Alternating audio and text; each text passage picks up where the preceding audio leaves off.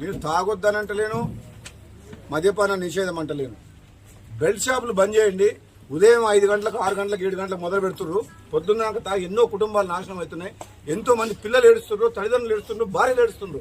కొందరైతే పోయి డైరెక్ట్ కొడుతున్నారు, భార్యను కొడుతున్నారు, పిల్లల్ని కొడుతున్నారు, తల్లిదండ్రులను కొడుతున్నారు. మీకు అర్థం ఉండాలి, సోయి ఉండాలి చెప్తుండే ఎన్నిసార్లు. మేము ఇంత మంచి కార్యక్రమం చేస్తున్నాం, ఇక్కడ తాగి వచ్చి మాట్లాడుతున్నారు. ఇది ఎంత మంచి కార్యక్రమం.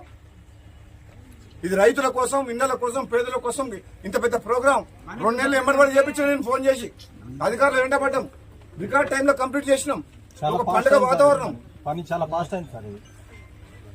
పై అధికారులతో మాట్లాడి రాత్రి మగలు నిమిషం ఖాళీగా లేకుండా మీ పనులు చేపిస్తున్నాం. కనీసం మీరు ఒక మాట ఊర్లో వాతావరణం మంచిగా పెడతారా లేదా?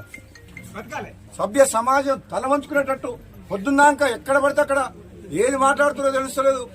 మరిన్ని ఇంట్రెస్టింగ్ వీడియోస్ కోసం మా ఛానల్ని సబ్స్క్రైబ్ చేసుకోండి. వీడియో నచ్చితే లైక్ చేయండి.